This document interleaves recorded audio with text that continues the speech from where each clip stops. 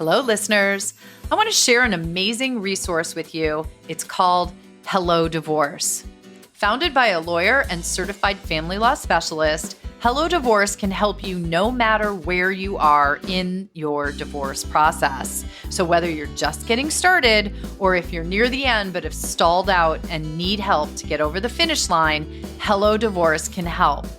They provide full-service divorce support, and they can handle divorces of all kinds, all net worths, and with or without children.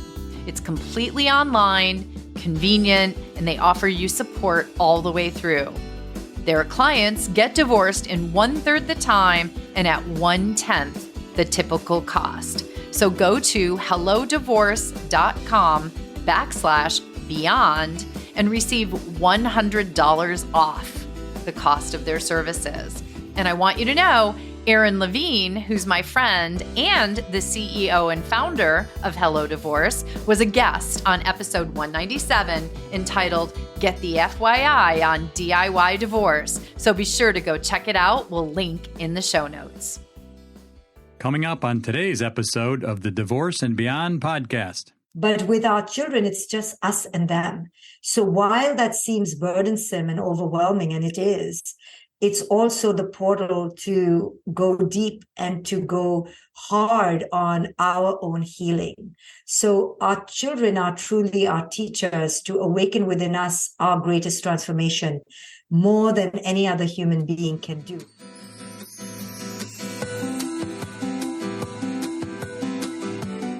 Hello, and welcome to the Divorce and Beyond podcast.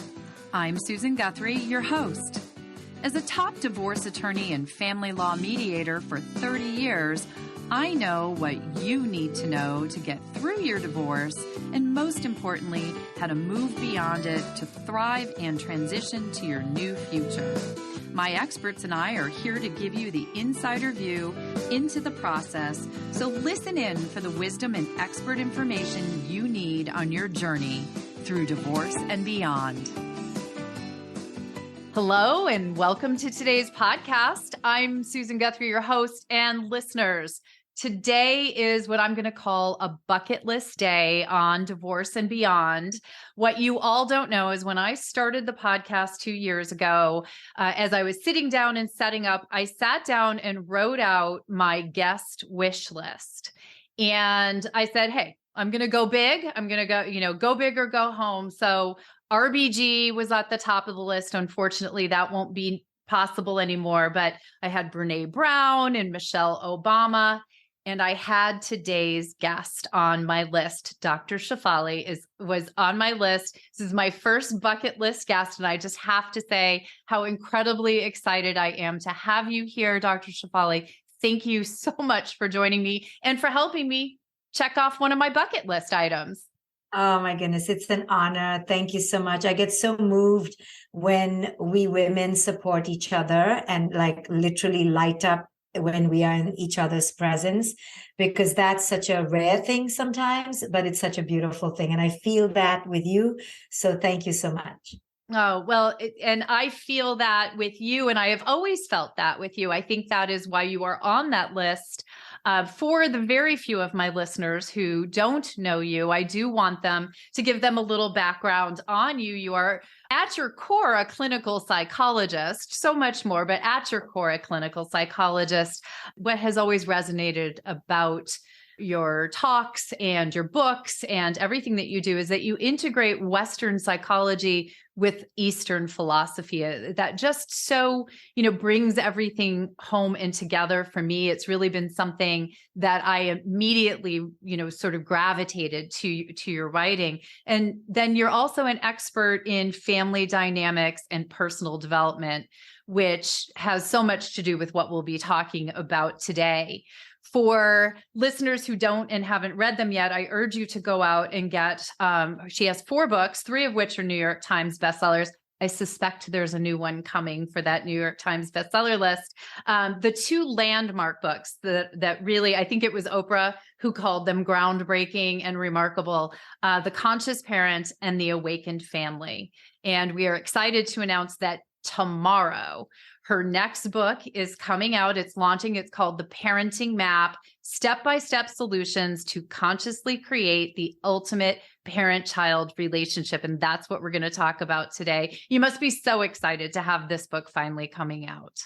I think so. Thank you for that great introduction. Look how nice the cover is. I love the cover. It's beautiful. This book has been a long time coming because of my own resistances to give people the concrete steps, because I first needed people to understand why conscious parenting was so important.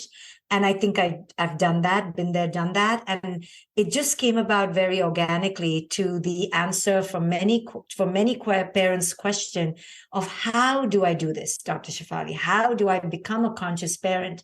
And I laid out this book as a journey to take parents on this quest to awaken to their most conscious selves. So I laid it out in 20 steps, and it's really a practical how-to manual to get from one state of perhaps disconnection, frustration, chaos, anxiety, to end at a state of empowerment, liberation, and a greater connection with oneself and one's children. And you do that beautifully. I've read the entire book. I've highlighted it as much as I can on my Kindle and have really gone through. And I have to tell you, I came to parenting suddenly. I was a single woman who married a gentleman who had, at the time, 5-year-old triplets. So I went from single woman with a dog to woman with 3 5-year-olds running around wrecking my house, and in that delicate balance also of being a blended family and being a step or bonus parent. And that's when I first found your books. And I love that you point out the first 2 books really are the what and the why of conscious parenting. What was missing for me, and I got so much from the first 2, but what was missing for me was the how do I get there? And that's really where you're diving in the parenting map. It really is a map of how to do this. And I wanted to ask you, because you open the book up with, it's not a quote, it's a little message to parents. And if I can read that, you say, this book opens, it's a wake-up call to all of us parents so that we realize that our children are never ours to own, nor to control, manage, produce, or create. Their presence is bestowed upon us for one reason only, to ignite our own inner prophetic and profound revolution. May we all heed this call so that we can free them to be. That just, I loved, I've read it over and over again. I wrote it down. It's here on my notes. Why did you decide to start the book with that? Because this is a call to our greatest journey in life. Our children have this unique position in our lives that no other human being has, by lieu of the fact that we are with them from almost day one, right? Especially if we are biologically with them. So because of that unique, intrinsic, innate, very inextricable dynamic, they mirror to us all the ways we still have to grow up way more than anyone else. With the other adults in our lives, we can blame the mother-in-law, we can blame their childhood. But with our children, it's just us and them. So while that seems burdensome and overwhelming, and it is, it's also the portal to go deep and to go hard on our own healing. So our children are truly our teachers to awaken within us our greatest transformation, more than any other human being can do. Also, children, more than any other human being, by their nature, are gurus of living in the present moment. And we've lost that as adults. So if you can, quote unquote, use your children as your gurus to be in the present moment, you will literally uncover a joy and an embodied presence unlike any other. And that's how I used my parenting journey to evolve me, to awaken me, to teach me. So I never really resented being kind of a stay-at-home mom, even though I always worked, because it allowed me to awaken to my own greater presence, which I wasn't really present until I had a child. So if we look at it that way, it is the ushering of our greatest transformation. If we don't look at it that way, we're screwed. Which is oh so true, right? Which is where people may be who are listening right now. And you just highlighted something that I think is so, it really struck me about when I read the book. This is a book about conscious parenting, and the focus is not on children, it is on you. And that comes through you very much share your own journey of parenting and transformation in this book. You share many anecdotes about you and your daughter, but it really startled me because so many parents, right, are focused on their children's behaviors and how to change what their children are doing.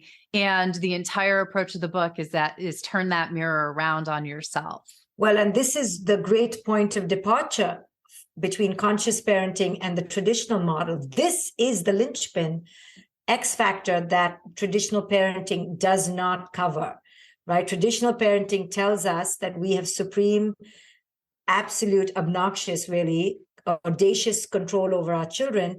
And we are mandated under the traditional paradigm to raise these supersonic, perfect, happy, successful human beings. All of that is a setup for utter despair and failure. It's a setup. Mm-hmm. Conscious parenting departs from that, turns it on its head, and says, no, do not focus on the child until and unless you also equally, if not greater, focus on yourself. You have to raise yourself to be worthy of raising another human free spirit. And when you honor yourself as whole, that is when you will honor your child as whole. So it's a call to your greatest awakening. I mean, it's the most amazing, profound journey you'll ever go on. And it's also the most hair-raising, heart-wrenching, frustrating journey as well. But you have to see it for its spiritual potential, for its awakening potential. And that's what this book teaches parents, how to see it as that potential and how to use it for our greatest transformation. It's set up in a way that takes people through that transformation. You actually do that. The book is broken down into 3 sections, and each section has sort of, I'll call it homework for the reader, to go through certain exercises and ways to start turning that mirror around, start delving into our own personal journey, our own personal, perhaps, needs and wants and wounds and, places where I think we have not fully grown up ourselves and where we need to be nurtured and parented so that we can then turn and nurture and parent our children. And I really found such value in working through those exercises. It is difficult, I will say, but I enjoyed that process. And not everybody will include that type of work in their book. So I appreciated that. Well, that's my work as a clinical therapist and psychologist, where I actually have to help parents in real time apply the principles. Otherwise, they just stay intellectual and they don't become practical and applicable. And that's why this book is so different for me. It's because I really want you to begin to embody these principles right here, right now. So there are 20 steps over 3 stages, and actually every step has practice.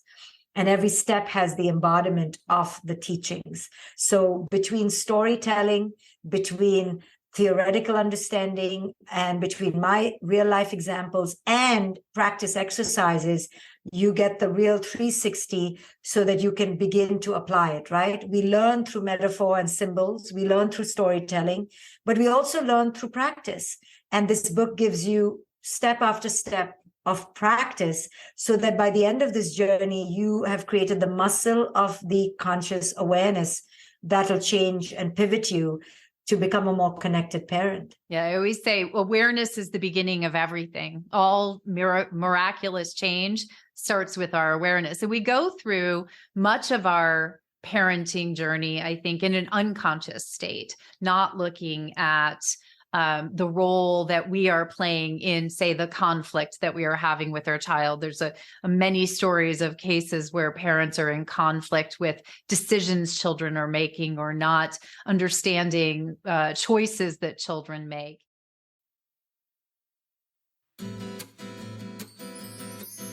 Are you past your divorce and ready to focus on recovery? Many women post-divorce struggle with rebuilding their confidence and regaining their identity. The most important thing to do now is to focus on you. If you don't know where to begin, I recommend you check out this course, Rediscover You, created by the team at Thrive Post-Divorce. It's a 5-lesson masterclass that's like a book, but more interactive, with engaging activities, instructional videos, and a complete journal. Step by step, you will learn to identify your strengths, define your core values, develop new habits, and build a future-focused plan for the next great chapter of your life. So go to thrivepostdivorce.com/register and enter code SUSAN50 for a 50% discount. Let's face it, divorce is hard, but it is not the end of your life. In fact, it's a new beginning. Hey listeners, I want to take a minute to share some exciting news with you. You all know my wonderful friend Bella Gandhi, America's and Divorce and Beyond's favorite dating expert. You've seen her all the time on Good Morning America, Today Show, and all the morning talk shows. Well, 2 things I want to make sure that you know about. 1, go check out her website, the Smart Dating Academy website. She has tons of resources, programs, and coaching, all there to help you find, as Bella says, the lid to your pot. And you may not know it, but she has her own fabulous podcast with great guests and lots of wonderful insights and tips from Bella herself. So go to smartdatingacademy.com to find both all of those resources and the podcast, or you can find the Smart Dating Academy podcast on all major podcast outlets. Stay tuned for more from the wonderful Dr. Shefali as she shares some insights from her brand new book, The Parenting Map. A healthy child, a resilient, emotionally connected child, doesn't feel the need to have accolades and trophies and certificates to feel like a human being. We do. We feel so insecure without that. So we pad our resume and we pad our lives with 3 cars and big basements are filled with things. And that makes us feel like, oh, the more I have, the more I am. But healthy children, they're not corrupted yet by that. If you are enjoying this episode, be sure to check out last week's show with Rebecca Feinglass, the founder of GrieveLeave.com, as she shares her journey from grief to joy and just what happened when Adele crashed her divorce party. You do not want to miss that episode. I think about my divorce party as a really empowering moment of owning my feelings, owning my pride in this really, really challenging decision. My divorce party was about celebrating my friends and thanking them. It was not about my ex. I think that's an important distinction. And now we return to today's show. I chose a few stories that you told in the book, and I wanted to just ask you, just because I think they'll resonate with my listeners. They were stories that for me were like, oh yeah, I remember that happening with the kids. The first one was in that first section, from frustration to clarity. And you mentioned, I'll talk about it as the quitting issue. When your kids quit something. And I remember you talked about your daughter quit horseback riding, and the piano, I think, was the other thing she quit. There was a story of a young lady who quit gymnastics, and her parents struggle with that. I can tell you in our family, it was also gymnastics for one of our kids after all those years, and she was doing so well. And parents truly see that as something like the story was the one parent saying, we're here so you can help her basically get back on the parallel bar. She's losing time here. We got to get her back on the mat. And you were able to help them shift that perspective. I wonder if you could tell us a little of that story. Yeah, I love that story and all the stories of quitting. My poor daughter, she really shows up as a quitter in this book. But yes, she quit lots of things. And I constantly come and face to face with parents who really struggle. And it's because the parent is so attached on the outcome of the activity. Parents are dreaming of the Olympic Games, really, and the gold medals, that they are not understanding that our children's relationship with those activities is not the same as our relationship. For them, it's a living, breathing experiment, a moment by moment dynamic, which resonates with them or doesn't resonate with them anymore. But for us, looking at them from the outside, we just presume that just because we enroll them, that they now have to get married to this hobby and become professional at it. And that's where we actually turn our children into being aversive to the activities. I've done that. My daughter, still blames me because she turned aversive to horse riding for a while because I pushed her to do a competition. So we parents are looking at this as a strategic entry into college, as a strategic ambition that they will achieve, and that'll be the hallmark of their existence. And our children are looking at it in a very different way. Now, of course, some children will become Michael Phelps, but for the most part, children quit their activities. We quit when we were young.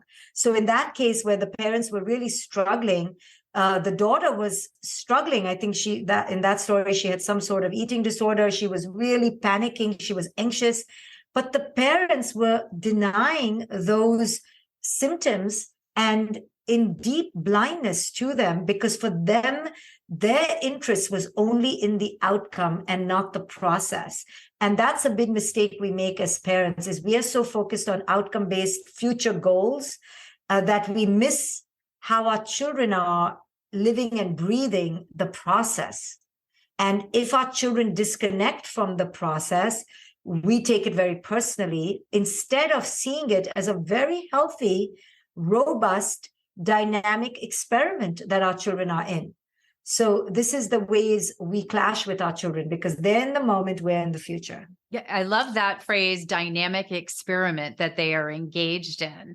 And we become so invested in their outcome, forgetting that they're not invested in it. If they want to quit, it's kind of saying to me, they don't really want to do this. But we do look at it as the entry to college, the way they're going to be successful in life. And that's oh so important to us. But it's whose definition of success as well. And it's not just whose definition of success, it's because we have identified with our profession or our medals or our achievements so much that we believe that it is to our children's benefit if they identify with those achievements and medals and trophies.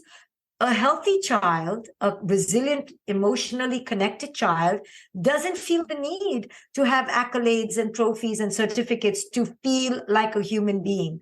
We do.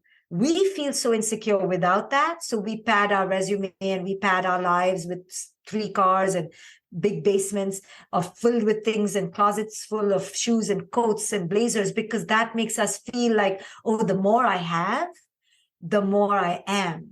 But healthy children don't get caught up. They're not corrupted yet by that.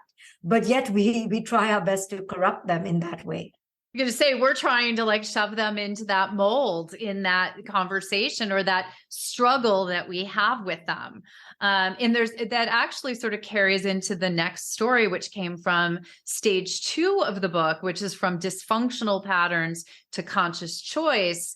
This story really jumped out at me, and maybe because of the world I live in of divorce and my listeners, but maybe this will resonate for them. You have an exercise called Flip It Around. And you tell a story of a mother who came in to meet with you, and her adult daughter had decided to get a divorce. And in telling her mother that she was getting divorced, she also revealed that she had suffered abuse in the marriage. And the mother's response was, at least to the extent that it's relevant here, was outrage, perhaps on her daughter's behalf that she was abused, but even more so that her daughter stayed in a relationship where she was being abused. And mom saw that as I didn't raise her that way. And that one just, I mean, I felt that one right in my chest. And you were able to, I guess we'll say, flip it around with mom. But what is the flip it around exercise and how did it work there? So in that story, I illuminate how the mother couldn't accept that her daughter was abused because the mother had been abused in her past and had so suffered and had not yet integrated her suffering as her growth incentive, actually, that she did not like, quote unquote, weakness, right? So when she saw her daughter was suffering from this weakness that she herself had suffered from, but that she had plowed through, she just couldn't tolerate it. And to watch the cycle repeat is very hard. But when the exercise of flip it around is asking ourselves, what in the other that we don't like or want to disavow or deny have we done to ourselves? So she had disavowed that part in herself. And that's why she couldn't see it as existing in her daughter. She had not truly integrated the abuse elements of her life as how they had made her stronger, how they had made her more powerful. So she was embarrassed. She was ashamed of that part in her, and therefore she disavowed it in her child. We do this all the time to our children. You know, the other day I had a mother who was who was always shy as a child and was an introvert and was ashamed of that part of herself. And when she saw her child struggling with that same thing, oh my God, she was yelling and screaming at her child to be an extrovert. And the child was just a sweet, shy child, but it's because she had disavowed that part in herself, right? Mm-hmm. So when we don't integrate our own shadow elements, then when they show up in the child, we then want to do to the child what we did to ourselves, which is discard those pieces of them because we discarded those pieces in ourselves. And in doing that, we actually shame our children because we shamed ourselves, instead of saying, wow, you are so brave to talk about your abuse. Wow, you're so brave to be shy and be who you are. I see that as now a superpower that brings you to who you are now. Instead of integrating that element of ourselves, we deny and discard that element in the other. Yeah. And in doing that, we really force almost our children to deny who they are because we're denying our own experience. And this is so much at the core of your conscious parenting of this map is really you start to learn as you're going through this is so much of what you need to do to be that conscious parent and a good parent and a parent who's able to truly support your child is to heal yourself, yes. Is to really work on yourself. Well, I do have to ask you about one more thing before we go. Because in part 3, there was something that jumped out at me. Now, part 3 is from conflict to connection. But in that section, you talk a great deal about social media and screen addiction. And in the world that we live, I mean, I happen to spend quite a bit of time on Instagram because it's a part of my job, a part of my business life. But you have some very compelling points that you make about the fact that children today are just living and growing up in a different world than perhaps we did. And we need to understand that. And I know that this is something that you speak on, but I'd love to hear a little bit of that here, because I think for listeners, it will be eye-opening. We have been disparaging this current generation. You know, people of our generation disparages and scoffs at them and calls them fragile and indulged and entitled. And they are, but it's not their fault because we created this world that they now live in.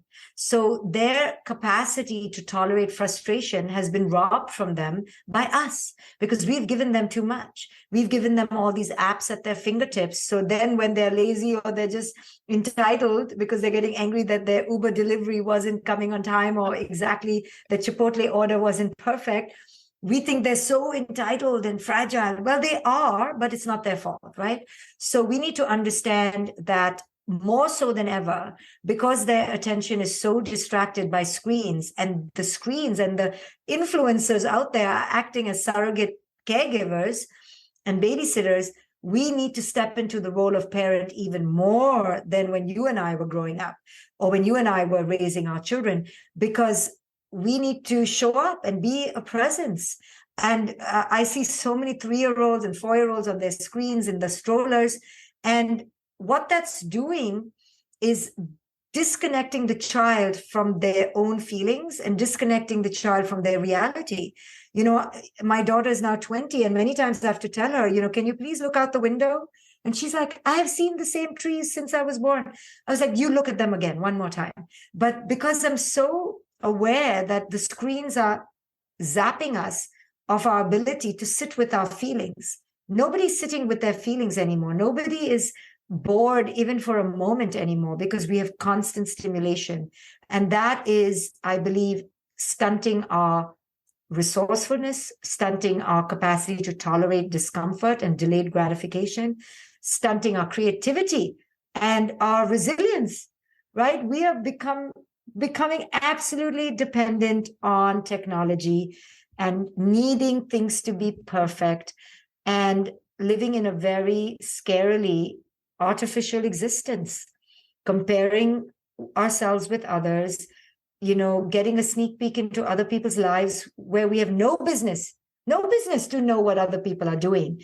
So it's too much information, and it's not a good thing. It's very hard to process and very hard to integrate. It's so natural to compare now. I compare, and I'm solid in myself because I see this influx of people eating at restaurants or at this festival or that festival, and you automatically compare them with where you are, which is bored sitting on your couch. So everybody else's life looks better, but we don't realize how vapid that comparison is, how skewed and artificial that comparison is, and how, absolutely baseless it is. But children don't realize that. So they're comparing themselves with everyone. And that's why our young adults are really in the throes of anxiety and depression, because they're sitting around too much, idle, being fed other people's lives, which makes them detached from their own life. I was going to say half the time those lives aren't even real. It's most of the time. What you're seeing in that Instagram feed has no bearing on the reality of those people's lives. In fact, most of it's been shushed and smoothed and reframed. That really hit me when I was reading about that in the book, because I hadn't really ever thought about, I know I'm a 50-plus-year-old woman, and I know that I can get lost down there. But you're right. You see a 3-year-old child with mom's phone in her hand, or a 5-year-old. I was just out at a restaurant the other night. Mom and dad were eating, and the two kids both had their own iPads watching movies. So they weren't even really at dinner. Our children today are even more challenged, which means we're even more challenged as parents. But we do need to look at the role we play in that. I heard a sad statistic today. I think it was on the Today Show, talking about young girls, 30% report thinking of suicide. And Yes. that statistic was something like 300 times more than what it had been just 10 years ago. Well, because the pressure to be perfect is 300 times more. So, Right. you're looking at these idealized realities on Instagram, filtered, surgerized, or even if it's not surgerized, it looks pretty amazing. And you begin wondering why you're so dumpy and why you're so average.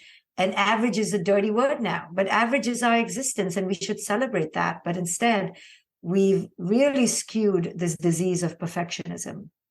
Yeah. And that takes things to a whole new level. Well, I could talk to you about this book. Honestly, I have so many highlighted chapters and many, many pages. But I know you are on a whirlwind tour. I so appreciate your taking time to meet with me and share with my listeners. And I want to encourage them all. As I said, the book comes out tomorrow, everyone. So go to your bookseller, Amazon, Barnes and Noble, whomever it might be, and make sure that you get a copy. If you are listening today, you can pre-order and get it tomorrow, or get it tomorrow. I want to say the number one thing you can do besides buy the book for an author is to leave them a review. Leave a review about the book. That is honestly the most helpful thing you can do. And that's what helps get this book and this information into more hands. So any last words, anything you want to share with my listeners, Dr. Shefali? You've been so amazing. So get the book. It's called The Parenting Map. It's really my tour de force. I'm so proud of it. And yeah, and find many of my courses. If you want to become a conscious parenting coach, you can join my institute. Go to drshefali.com. Thank you so much, Susan. Oh, thank you so much for joining us. And I can't wait to get my hard copy in my hands tomorrow. Thank you. Thank you for joining me today on the Divorce and Beyond podcast. I hope you found some information and inspiration to help you on this journey. Please join me every Monday at 6 a.m. Eastern Standard Time for a new episode. And if you like the show, please take the time to subscribe and leave me a 5-star review on iTunes. You can also find more information on the website at divorceandbeyondpod.com, where you'll find links to the YouTube channel, transcripts of the episodes, and other bonus content. So I'll see you next week to help you move through your divorce and beyond.